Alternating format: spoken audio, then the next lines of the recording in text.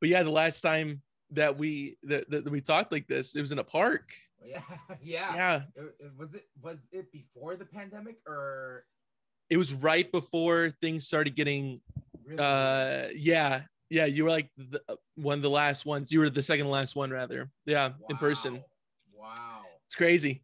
Yeah. How have you adjusted to the Zoom? Well, I want to say, because I remember messaging you because you were doing yours in 2020. I wasn't really. I mean, I was doing it here and there, like I did for years. And then I remember asking you, like, hey, how are you doing this? And you just said Zoom. So I really credit that to you. I do Oh, appreciate it, man. So the reason why you're listening to this right now, whoever's listening to this, is because of you, Ruben. So I appreciate it, man. It's you, man. You're behind the scenes of all this thing. oh no. Yeah, no. I am so. I'm happy to do this right now, but like, because I'm on the opposite side. But I am so tired of the interview on Zoom. Oh, yeah, yeah, yeah. It's just, it's so brutal. Especially when, I couldn't tell you how many episodes I did. Oh, I think I did about 40 episodes over the pandemic. How long was the pandemic? Like, yeah, I think I took a break too. There's also a moment like around the George Floyd thing where I just took a break. I was like, I don't think anyone wants to talk right now. Right. And I don't think I have anything to add to the conversation. So I just like bowed out. So I was done. I didn't post for like a month. And then I got back maybe the following month and just started getting more comfortable on Zoom and started taking it more serious. And yeah, I don't know. I think I did about 40 episodes or something. Yeah. That's a good chunk, Yeah. man. Yeah. I think I've Yeah. done It's the more now. majority of the show. Right. Exactly. I've done more over Zoom than because I've been really taking it seriously this year. Like, okay, one every week. That's what I'm shooting for. Right. It's going pretty good. Like a normal Oh, good. podcast. Yeah. Yeah, man. Right. So I really do appreciate you telling me you I remember messaging you and you're like, yeah, just do this and do that and you're good. And it worked Yeah. out. It's working out, man. So I appreciate it. Oh, thanks, man. Yeah, yeah, it's wild, man. I can't believe it feels like we're on the other side of this whole thing, like Right. Right. shows are being announced and I'm buying tickets to shows. Normally I would never really buy a ticket to a show. Like I go to enough shows. I don't need to go to more shows, but I have bought like 3 or 4 tickets to shows. Yeah, and you're like, yeah, man, I'll buy your LP, no problem, dude. Hey, you got Yeah, shirts? like I'm like excited to spend money now. Like what the fuck? Yeah, it's time. Yeah, it's Yeah, time. I went a it's whole, yeah, the whole pandemic. I didn't spend any money, and now I'm like, all right, all the saving money up. I saved from unemployment. Yeah, saving up the unemployment to buy some tickets. That's good, man. Yeah, and it's really cool that's coming back. But let's get into this, man. So mid-century modern romance, dude. Yeah. Yeah, man. I mean, that's great that you put it out, man. What made that track be the title of the album? What made it stick out to you? Yeah, it's. I don't think it was anything about the song. It was just like one night I was sitting there and all these songs just had like terrible names, and I was like, I can't name that song that, and I can't name it that. Like, okay, so I just sat down one day and just like put on my creative writing copy hat and figured out some clever names like to put on some of these songs.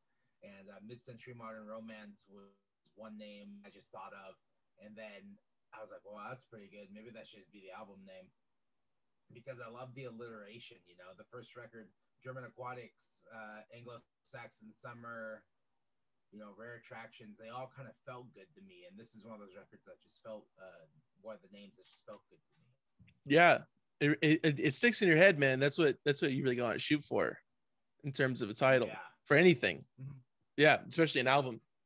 Yeah, man. Do you feel like you've kind of shifted gears a little bit for this album as compared to German Aquatics or the previous releases? I guess it's always been kind of intentional. Like I knew I wasn't going to keep doing what I was doing. There was a couple dancey songs on Rare Attractions, And I hope when people listen to the whole project Dante Elephante as a whole, and they listen to it from start to finish, which no one will ever fucking do. It's just like in my brain how I see it. I want them to be like, oh, there's a couple dance songs on that one record, and then he did a full dance record. I see it. I see the progression. I see where he was going, and hopefully that reads through. But nobody listens to music like that anymore. I don't know why. It's just like, so it's just in my own head because that's how I listen to music. It's hard to get people to listen to a full album. By you take a step further, you're like, no, the whole discography. Listen to the whole thing, and then you'll see what I'm doing. Yeah. It will make sense later. Yeah. That's good, man. Yeah. Are you happy in the progression? Do you think it's gonna progress into anything else? Another sound? Man. I don't know yet. I put out this dance record, and it's really fun. Like, I've gotten some great response from it, and the shows have been really fun. Like, people have really been responding. I haven't played any shows yet, but like prior to the pandemic in 2019, when we toured like twice, like around the United States, like it was received really well, and it was really fun, and people danced actually. So I think I'll make another dance record, but at the moment, I don't know. It might be a little slower than this one, though. It might be less disco and more R&B. I don't know yet. That's what it feels like. That's what some of the songs feel like right now. Yeah, a little slower. Yeah, definitely. Have you? Because I know you did the one live stream, and you did the Jam in the Van. That was both last year, right? Yeah. And were you using you were performing new songs, right? Yeah, we were doing the new songs. Yeah. The one yeah. That is done live. Yeah. Is that the only time that you've done them live? We did them on that tour, that summer tour we did in 2019. We played a couple of them. A couple, all right. Yeah, we did like the ones that I thought were gonna be kind of easier, like Jenny or Emotion, like the ones that are pretty straightforward. Not a lot of dynamics, just kind of like hit them with it. We did those ones. 90 Days. That one. See, when I think back to like that song took a long time to like gel in. So I really wanted to play it because I thought it was strong. But like songs like that take a while to like get the groove and actually feel the song. And I don't know. I didn't want to play those ones live yet, but now I feel like we actually played the whole record for New Year's Eve, which was our last show. Wow. From start to finish? No, just kind of like we had to play like an hour or an hour and a half. It was brutal. So we played like a bunch of songs and then spliced them in. Right. Yeah. I mean that's good, man. And the record's great. Man, yeah. I've really been. It's not just me, man. It's a lot of people. I don't know. Getting a lot of love. It's hard to tell, man. I swear to God, it's so weird. It's hard to tell. You put a record out in a pandemic when you're at home, and it feels like people are listening to it. But then, like, as soon as I'm starting to go out in Santa Barbara again and get food and whatever, like, just sit at a restaurant. I'm noticing it now. Like, people are just walking up to me all the time, and hey, I just want to talk to you really quick, which is fucking awesome. Like, but Santa Barbara's so small, so it's always kind of happened, but now it's really happening a lot. Like, strangers are just coming up to me and be like, I love the record. And I was like, okay, great. Now I feel it more so than just fucking likes and DMs and whatever. And this is a great time for people to come up real close to you and start saying, hey, man. Hey, I really like it, dude. What's going on, brother? Totally. Yeah. Yeah, man. No, man, it would have been as great if it happened in like 2017, 2018. It wouldn't have meant as much. It wouldn't have meant as much. I would have been like, thanks. No one told me shit when I put out my last record. I don't know. I was out and about. No one said shit, so they must like it. That's good, man. Stepping back a little bit, dude, how long did it take you to film that music video for Call Me on the Phone? I mean, it seems like there was a couple of shots that was kind of moving. I mean, long shots. How was that over the course of a couple hours?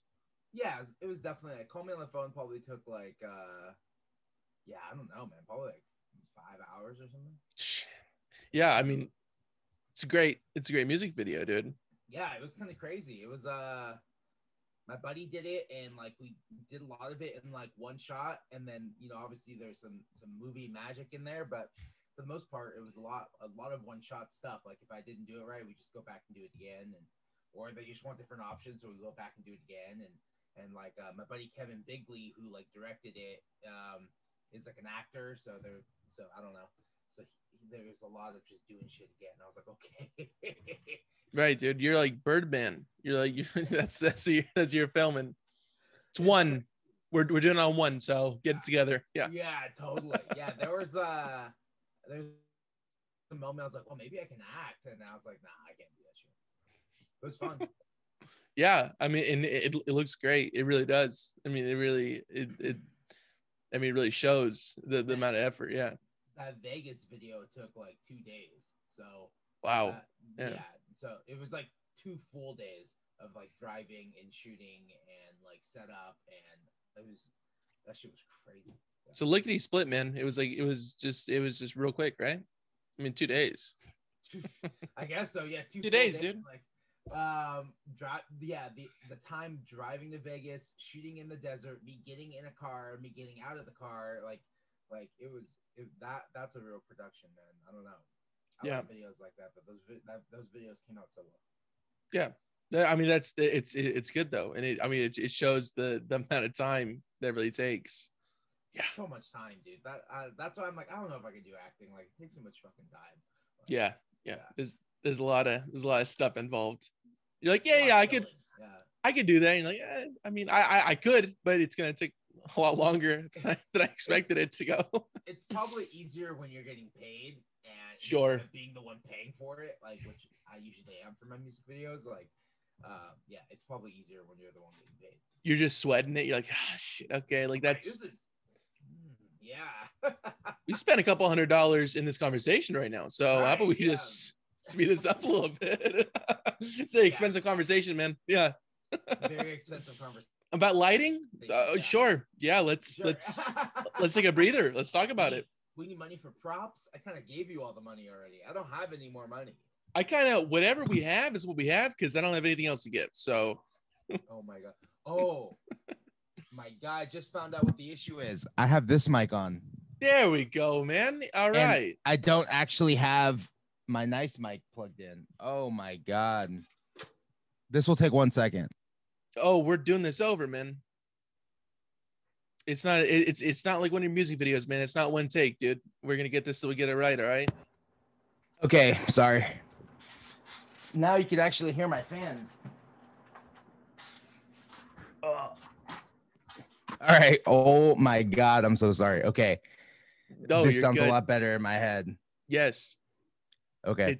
It sounds good in my eardrums, I'll tell you that. Oh my God. Crisp. Sorry to everyone listening. That's on me. You know I don't take shit out, so this is Here's what I've been doing. I've been I record this externally, and then to talk, I've been using this little one and hiding it like right here when I'm on Zoom. And because I don't know, I just bought like a new desktop and it doesn't have like an internal mic and it sounds like shit. And so this sounds a little bit better. And and then I've been using this externally. That's been my Zoom setup now. But giving away all the secrets, man. I have to, because I don't use it. I'm not using it anymore. I'm not trying to peek behind the curtain that much, dude. All right. I'm just kind of all right. The life of a podcaster. Right. Do you feel like there's a larger attendance that are starting coming to your DJ sets now that you've kind of gotten some more attraction? That's a good question. I appreciate it. It means a lot, man. That means a lot from a fellow podcaster, dude.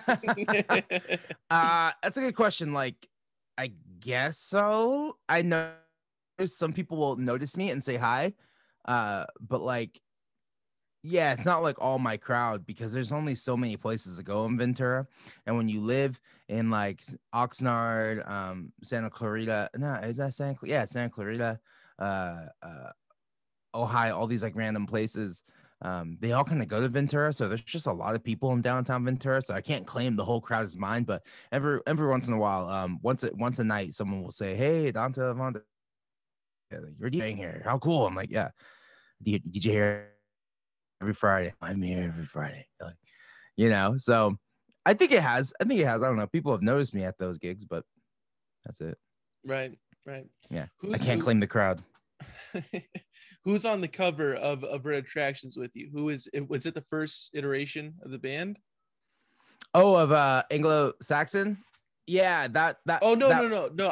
I'm sorry. I'm getting mixed up. No, I did mean Rare Attractions because it's just the singular shot, right, of the car yeah. and the Yeah, girl. and, Who is that? oh, no one. It was just the person who like the photographer who provided me the photo.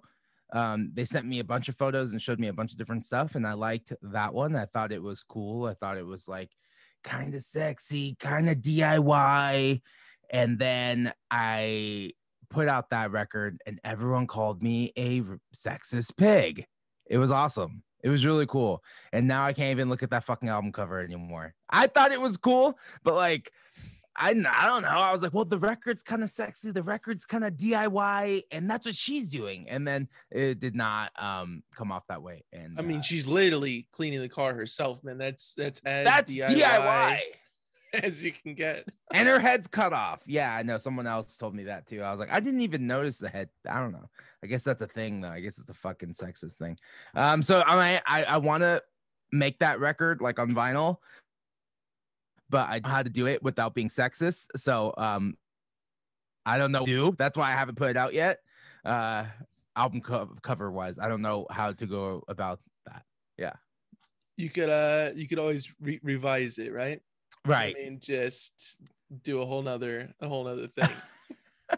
It's like, is this? Oh yes, no, it's the same album, just different concept, different cover. Because I found out later, this is why you need a woman in the room, man. This is why you need women and representation. Because a woman would have fucking stopped me. I was single at the time.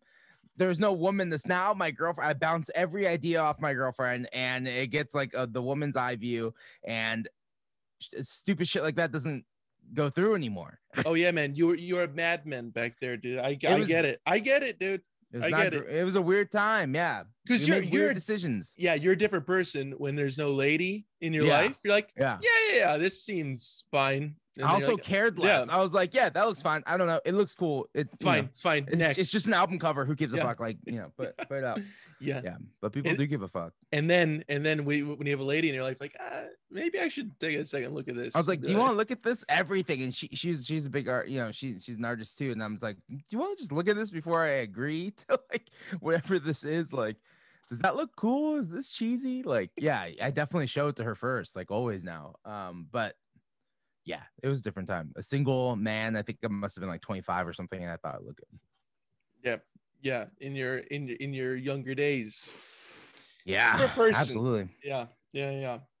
So who is on the cover of the Anglo-Saxon Summer? That was the original question. That's the original band. It's I think it started Lopez on the left, Chris Lopez, he played bass, Kevin Boutin, he played guitar, then me, and then Tommy, my drummer. My old drummer. It's good. Yeah. Good lineup. Yeah, we met while they were going to UCSB. I wasn't going to UCSB, but I put the Craigslist ad out, and I had a practice space by UCSB. And I was about 20 years old, and they said they were all 20, and I was like, cool. But then they all turned 21, and I was still 20, and I was like, oh, you guys are older than me. Okay. And so you're the young buck on the scene. That was me, man. And now I'm like one of the older ones in the band now. So yeah, it's crazy how that works. Yeah, man. I remember I found that album and I sent it to you as just a little joke. Oh yeah. It's like I think you really love this record, and I'm so glad I came across it. Yeah, got it. It is a cool record. I like it. I think it's different. I think it's fucked up. I think it's weird. It was like one of the first radio produced records, so I don't know. I think it's really cool. I don't listen to it like ever. Like if you listen to it, it's like not my songs. I'll listen to like Kevin's songs. Like, but yeah. I don't know. Yeah, that's not something you penned, but I could listen to somebody else's thing. I can listen to like my singing and thoughts when I was like 22 years old. Yeah. Why do you think your music is getting more more attraction now compared to even back then, even when you're 20, 21, 22? I really don't know. I guess because it's like it's music and that's like popular. I guess people like to listen to like dance music. I don't think the quality of songs have like gone up. Like I would say that it's harder for me to write these kind of songs. It takes me longer, so maybe there's something there.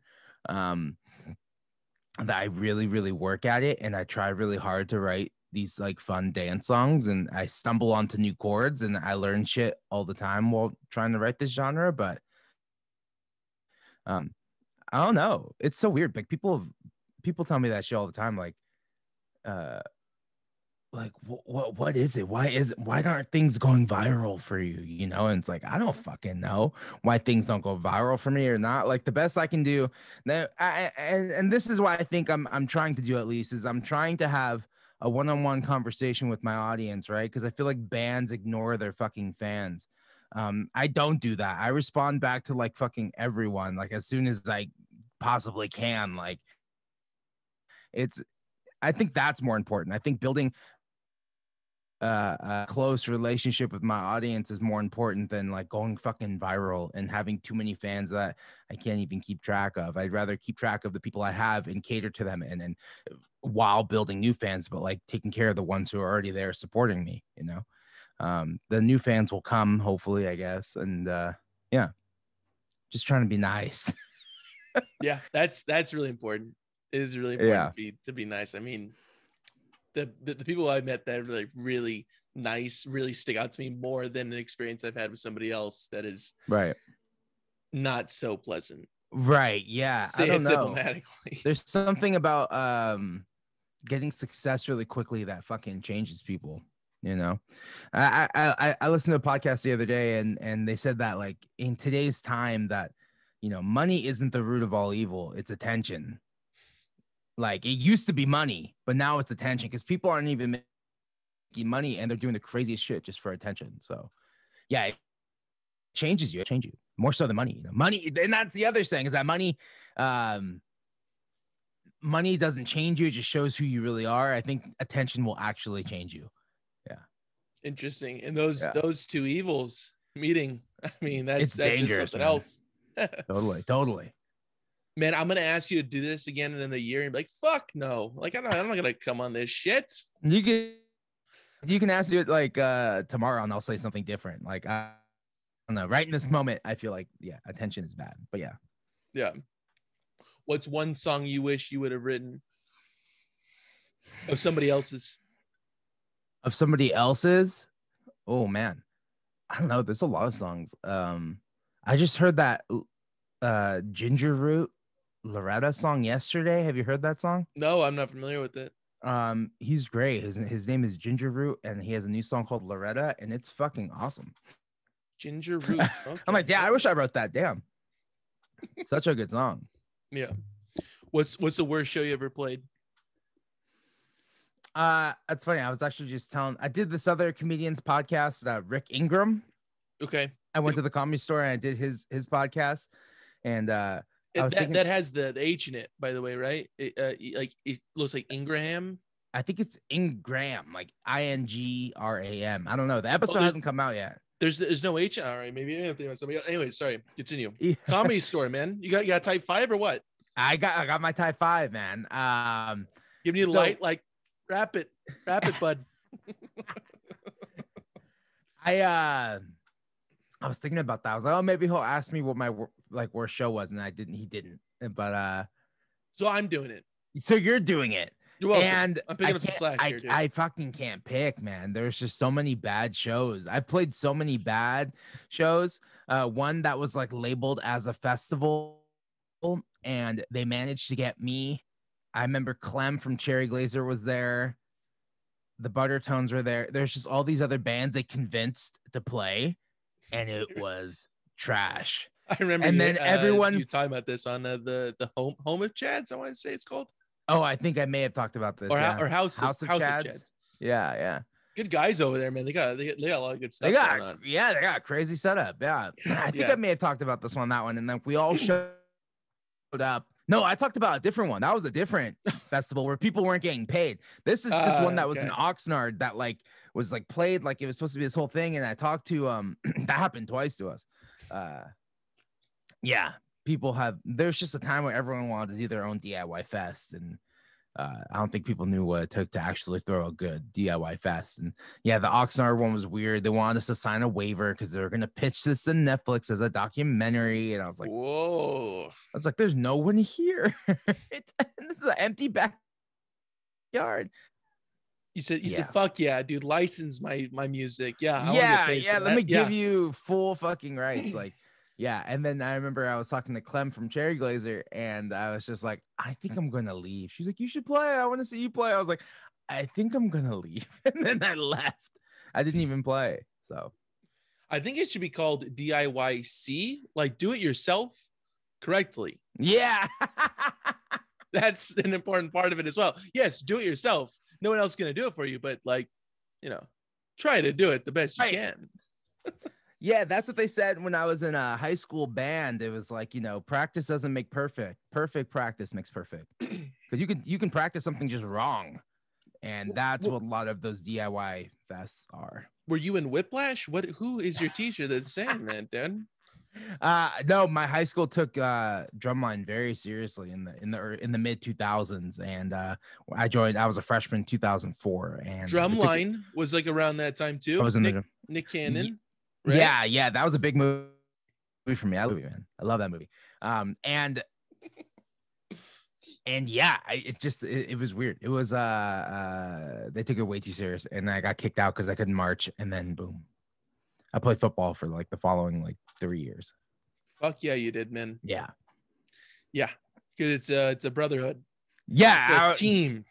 Fuck, man. Like it's actually, you go band, and the band was more clicky than the football team was. The football team like was stoked me. They're like super stoked. But then the band was like clicking, and everyone had their own little spots. There's kids on the drum line who are friends with each other. And then I was just like sitting by myself. I was like, this kind of sucks. This is like not cool. And then you're passing paradiddles. You're like, all right, guys. I was like, what's going on here? Like, this isn't cool. And then yeah, the football team loved it. They're all very nice. I'm still friends with a lot of them, but we're all very different people, obviously. Like quite different. Yeah. Went different ways. It's fine. Yeah, it's fine. And like, I don't know. I just like remember working out, and like we would just be listening to T-Pain. At the time, I hated T-Pain, but I love T-Pain now, which is really weird. A lot of that music I hated in high school, like I love now, and I don't know what the fuck that is. But like T-Pain and all these other things I would play on the radio, and I'd be like, can we just change the fucking radio? I love it now. I don't know, but yeah, we were all very different, but it was fun. They're playing the Siege, like, yeah, you'll like it. You'll like it later on, dude. Trust me, bro. Dude, you don't even know, man. But T-Pain was really all over the fucking radio back then. Bro, T-Pain's the shit, dude. He is the shit. He is the shit. He's T-Pain, dude. You know him, man. I know. He's so good. Let me buy you a drink. He's actually the only T-Pain song I'm well aware of. But no, man, buy you a drink. I'm in love with the stripper. Yes, okay, that one too. Yeah. I remember there's a few that you'd be shocked. You're like, oh yeah, I do know. And then he like got paid to do all these hooks. I watched a thing on T-Pain last night on Netflix, and he got paid to do all these hooks, and it was pretty crazy because it didn't just talk about T-Pain. It talked about the invention of autotune and the guy who invented autotune, who's like a multi-millionaire, billionaire now, and all because of autotune. Yeah, pretty crazy. They interview him, and he's like, yeah, let me turn this shit on just throughout the whole interview. The guy who created it figured it out because he used to do like oil drilling, and the way they could sense oil is underground is through these sonic waves. And so he just did a bunch of equations and created a fucking program that like detected what note you were singing and where you should be. And then T-Pain just like cranked it to like 100 or cranked it to 0 or something, like some way you're not supposed to use it, and it like fucking made your voice go crazy. But the guy was like, that's not how I intended it to work. And but that's creative, right? Yeah, that's crazy. It would have been awesome if you did like the voice modulation throughout the whole thing and just completely just super low. Totally. That'd have been tight. Yeah, you should have. Fuck, man, you should have done that. Dude. Been way better. Opportunities lost. Yeah. Yeah. Have you ever put, or at least thought about putting a part into a specific song that you ended up taking out that you used for a different idea for a different song? If that makes any sense. Yeah. When did that happen? There's like one riff I have that has gone into several different songs and it's never made it out. Like it's like never made it past the like demo stage. I have one riff in particular that I've had for like 10 years and it doesn't go anywhere ever. But like song wise, I don't know. That kind of happens like in the moment too. Like in Birds of Paradise, the last song of the new record, the opening chords, I thought that was going to be like the whole song at one point. And then, you know, you're trying to write a melody on these crazy chords and you write something else. And then I'm like, let me give up on that. And then I start playing something else. And I was like, well, that feels pretty good too. Oh, can those connect? They're kind of in the same key. And then they connected. And then, you know, the thing that I thought was going to be the song ended up being the fucking intro. And that's it. I mean, it's tight that you got something out of it, right? Yeah, I fucking better. After you take like 2 hours, like a whole, actually it was more than 2 hours. It was like 8 hours of like just playing and sitting down. Like, yeah. That's a lot of like, if you're shooting something, it's a lot. It's a long day, man. Yeah. Day, and then my girlfriend's calling me and I'm just not picking up the phone or being like, can I just call you back later? Can I just call you later? Cause I'm working on this right now. And you're like, you know what T-Pain would do? He would just ignore it for a second, you know, hit the studio. Yeah. Mm-hmm. Like, you know what? That gives you an idea. Let me throw some auto-tune on there. Right. We just see how it goes. Yeah. Absolutely. I'm just throwing stuff to see what sticks. Yeah. Have you ever had an idea for like a chord progression or a melody that you're like, all right, great, I'm gonna try that out, and then just totally forgot about it, and then you just never came back? Yeah, I guess that's like what voice memos kind of are. Like you in the moment you're like, wow, this sounds like pretty good. Like I could use this for a song. Okay, let's record it. And then you record it and then you forget about it. And then you go back, see what's on the voice memos. Maybe there's something there I can like work with. And then you listen back and it's like, it's like, it doesn't even sound good. It sounds like shit. And you're just like, it's like, oh, that sounded good. Same thing happens when you have a song in your dreams and then you wake up and try and lay it down before you lose it. And then it sounds like shit. Yeah. Always does.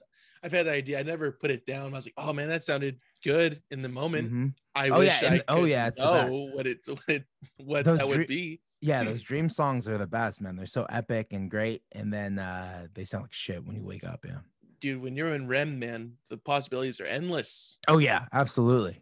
Yeah, I agree. Yeah, it's just a different. You're like, oh man, like that would if I could remember what the fuck it was, that'd be great. But like, I think dreams are only like 15 seconds, anyways. And is that right? I think I could be way wrong about that, but I feel like I think it's only about like 15 seconds. And yeah, we just think that it's longer, which is so pretty crazy. I mean, to even be able to retain a dream during like REM, I believe it is like you have to be into like cognitively. Yeah. Do you feel like? Sorry, go ahead, please. No, go ahead. Are you okay? You keep on dropping out and coming back in. I'm so sorry, dude. Sorry. No, it's okay. not. It's go ahead. It's not me or you, man.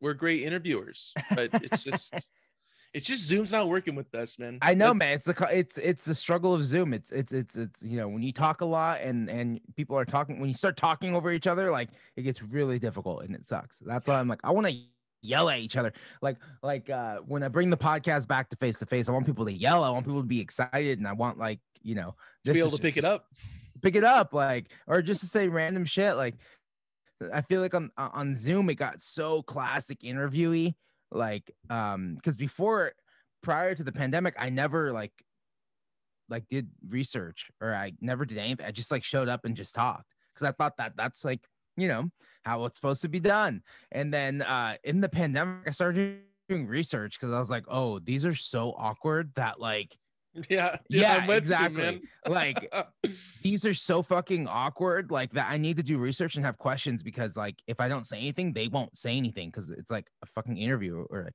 right. It's not a conversation, it's like an interview. So I don't know. That's what I learned. That was like the biggest thing I learned in the pandemic. Yeah. Right. And like the last time that you were on, like I didn't have anything. We were just chit chatting, man. We were shooting the shit. Right.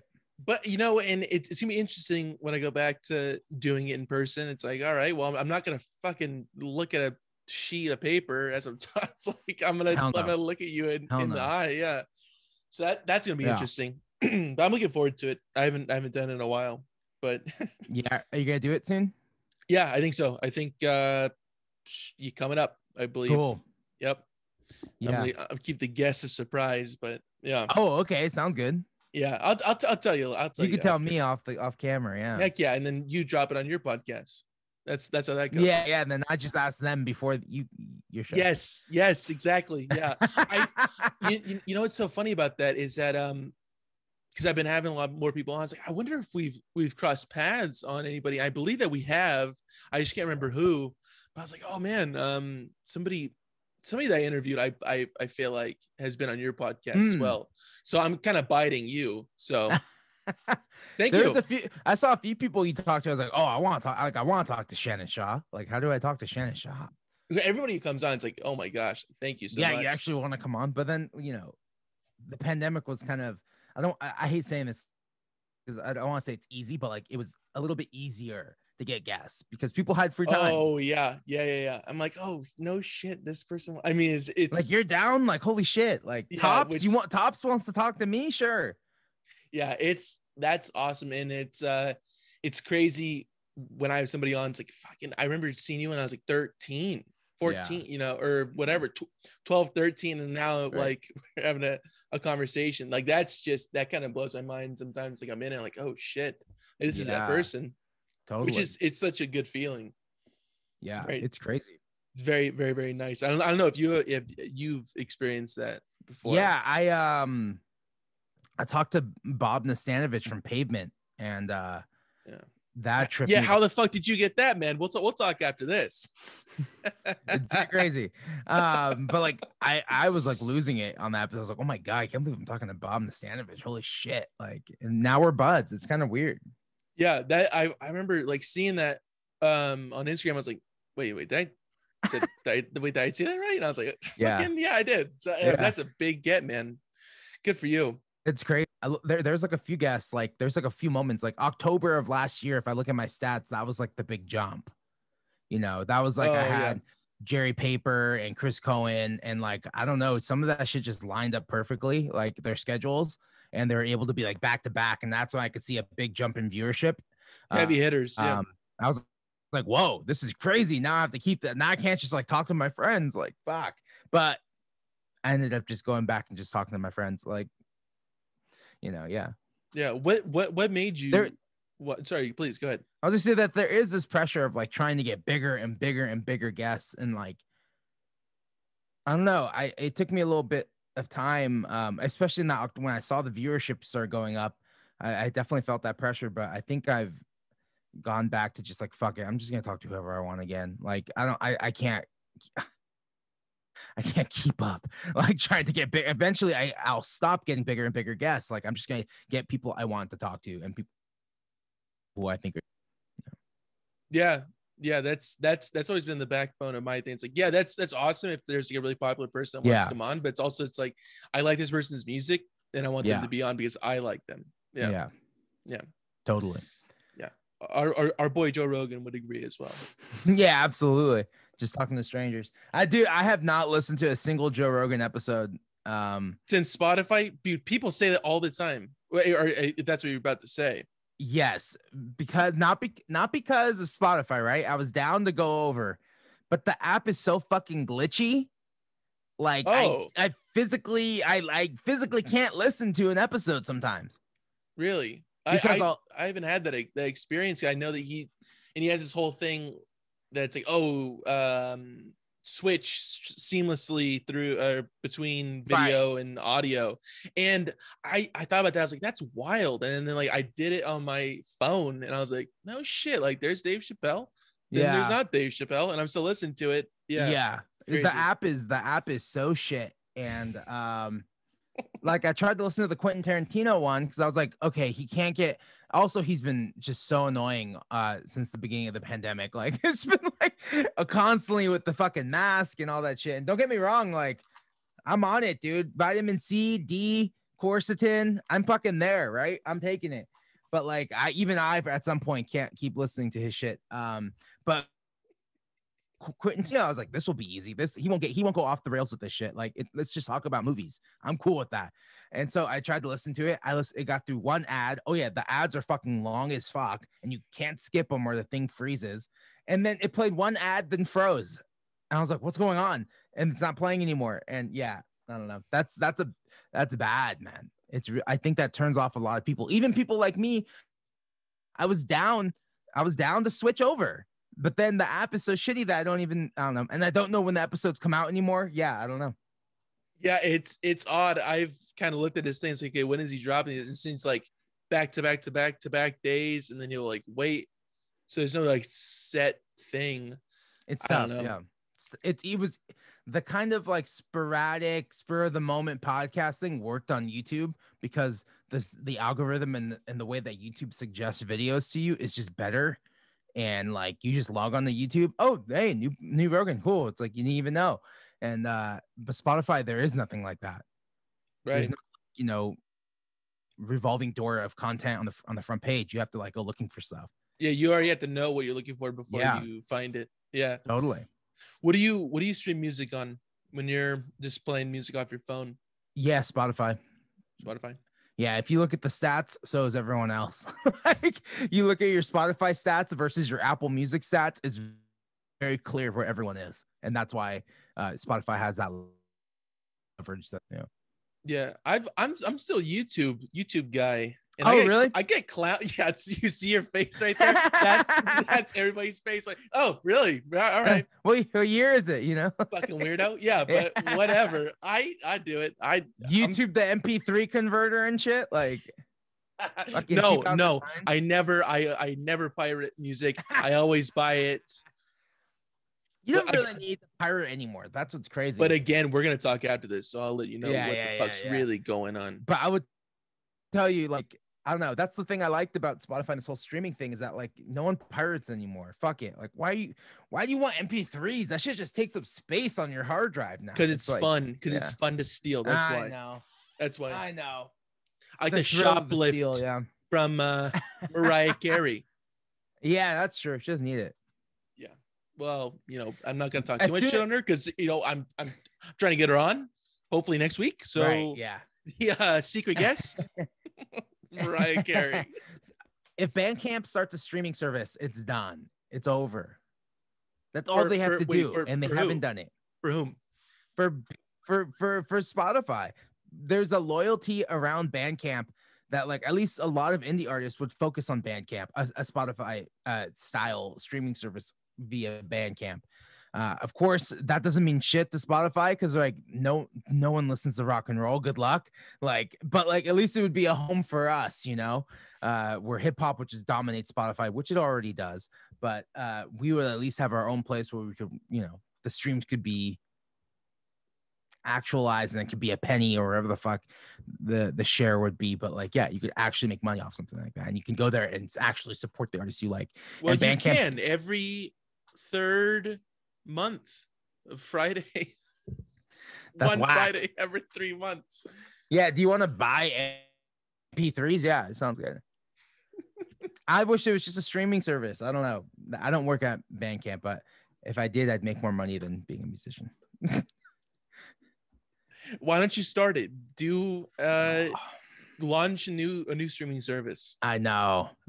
It's hard. It's a lot of work. That's why, listen, Spotify already has it in place. They just need to pay out some more money. Everything's in place. We don't dislike Spotify. We like Spotify, but we don't like that they don't give enough money out. They're a fucking grocery store and they don't pay for their actual product. The milk, the cheese, the lettuce, they don't want to pay for it. Like any other fucking business that doesn't work like that. Yeah, it's true. It's true. And I don't know how they're able to do this, but people keep on feeding it. Yeah. And I'm planning to feed it too as soon as I can figure out how to license it through somebody else, which is a whole nother thing, which I know that you know. Oh, yeah. Oh, yeah. Yeah. It's easy. You have to pay for that too, though. Yeah. I mean, there's a lot of money being spent. Oh, absolutely. That's why I can't come to people's shows. And I'm saying it right now. I'm paying for other stuff. I got a lot of stuff going on. I know. Yeah. No. Yeah. That's a whole nother thing. But people look out for Ruben's new streaming service. Yeah. Bandcamp, summer camp, whatever you want to call it. I definitely know. Yeah. It's a departure from Bandcamp. I was talking to Chris Cohen about that, and he was like, how would you? I was like, you'd have to make like a streaming service on your website controlled, and then you can do it, and then you sell ads on your website. Like, I don't know, it makes no fucking. It would be way too fucking hard. It'd be so hard.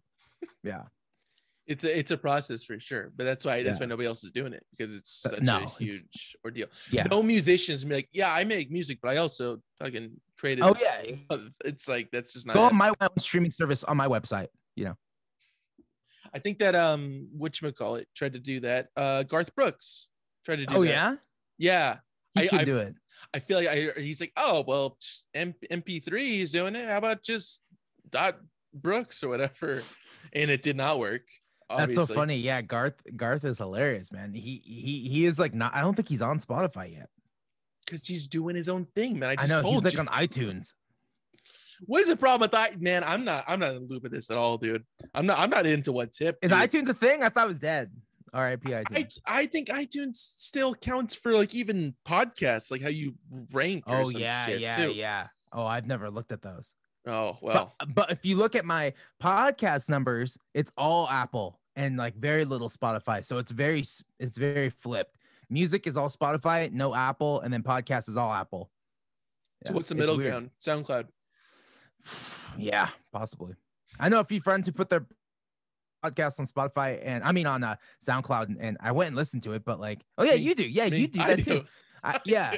And my buddy Ryan, formerly known as LAPD, Ryan Pauly, he did like a small series of like Beatles versus Stones, and yes. Ryan Pauly he put that on SoundCloud. Was supposed to be coming on. Oh really? He's like, yeah. I was like, awesome, man. So we were trying to figure that out. Oh yeah, he's not flaky like that. He'll do it. It's just a matter of when. No. I know it's all timing. And Ryan, I'm waiting for you, man. Whenever you're ready. Yeah.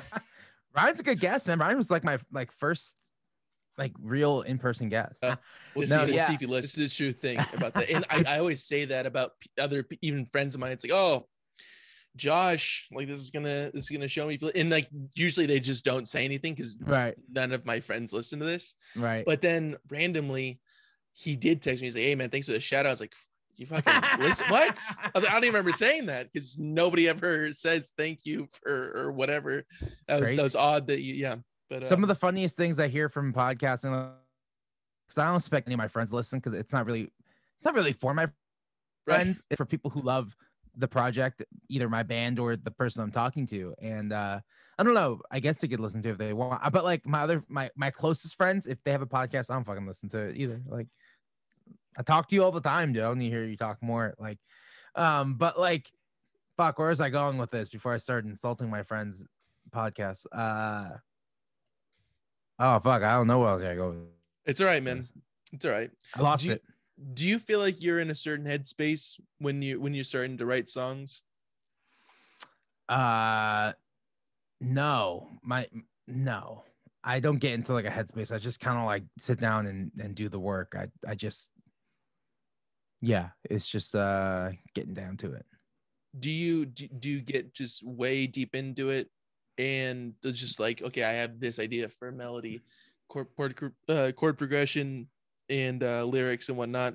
Do you formalize that before you start recording stuff, or just kind of figure it out as it goes? I'll spend a lot of time like working out the chords and the melody and figuring that side out before I start recording like a little demo or something. But I like to do that all in the same day, and even if it means I'm going really late at night, then I'll do that so I can like have the energy of the day. Because it feels a little weird when it spills over and then you wake up the next morning, you're like, oh, let's change this, that. Like I want to capture that feeling of like, I just wrote this. Let's lay it down. Like, you know, and I go to sleep like at fucking 3 a.m. and I'm like, oh, why did I do that? Like, yeah. Yeah, definitely. I understand that. I mean, like that goes into other art too. You're like, okay, Yeah. like I gotta get this done. And you're like, yeah, I got it done, but you know, At what cost? yeah, that's What did I sacrifice? it's a real issue for me. Right. Like I didn't even get any sleep last night. I was like, okay, I'm gonna try to go to bed because I knew that we're doing this early. Like this is a very, very early. I was like, okay, I'm gonna get to bed at like 9:30. And I used to go to bed like 5. Yeah. And I don't even mean to. It's just like how it is, and it's horrible. I know it's horrible. Right. I don't mean it to be like this, but that this is life. This is yeah, just how totally. it goes. So I totally understand that, or just not even recognizing what time it is. Like, oh shit, that's what time it is. You know? It's just also an issue. But it's good when you're like, oh, that's done, but I'm waking up at 2:00. Totally. Yeah. The ebb and flow of it. I used to work for the city of Santa Barbara in the parking lots, and I would get off at like 2 a.m. and I'd stay up for another hour, another 2 hours, and I'd go to sleep around 3 or 4. And that took years for me to break that because I did that for like 6 years. And then I started like morphing into like a more normal schedule where I'd be at like a sandwich shop and I'd have to be there by 10 a.m. I'm like 10 a.m. Like I wake up like at like 12 or 1. Like, so that was like that broke me too late all the time. I got yelled at all the fucking time. And now I'm like finally at a place where I'm like, oh, I can wake up like at 7 and feel okay. But it took fucking years to break that. It wasn't like an overnight thing where I'll, you know, yeah, it took years. And even then today it was like 7 o'clock and I was like, I'm going back to sleep. And then I went back to sleep until like 7:45 and I was like, okay, now I can get up. Like, so, I mean, what you're telling me is I'm like screwed for a couple of years until I get it together, like yourself. Yeah. It might take it. Well, what I'm telling you is that it might take longer than you think it is to like break it, to break the habit, to break the spell. But why is it so easy to get into this habit that I'm already in? So it's so How easy. is that? Yeah. It's so easy. Like if I don't know, I can just go on tour and then I'll be up all night. Like, yeah. It just sucks. It's easy to slip into. It's like a comfy shoe. It's like, yes, this is what it's supposed to be. Yes, you're supposed to be awake till like 3 a.m. Yeah, no, it sucks. But if you stay on top of it, you can be good. You could be a good boy. Yeah. I'm gonna try. I really tried last night. Like I shut off the lights and everything, man. Oh, that's not gonna work. You have to be tired. Lights, but I was like, okay, like I'm laying in bed. I brushed my teeth. I did all the stuff I need to do. Now it's just the easy part. It's the hardest fucking part, dude. Is like watching the back of my eyelids. Yeah, that's an issue. I don't know, and that's an issue too. And I'm thinking about like the podcast, and I have all these thoughts in my head. It's like I can't go to sleep. But I don't know any good sleeping tricks. One time when I was in LA, because I was really trying to break it, I was listening to like, you know, these like soothing YouTube videos where they're just talking all quiet, and that didn't work. Using YouTube?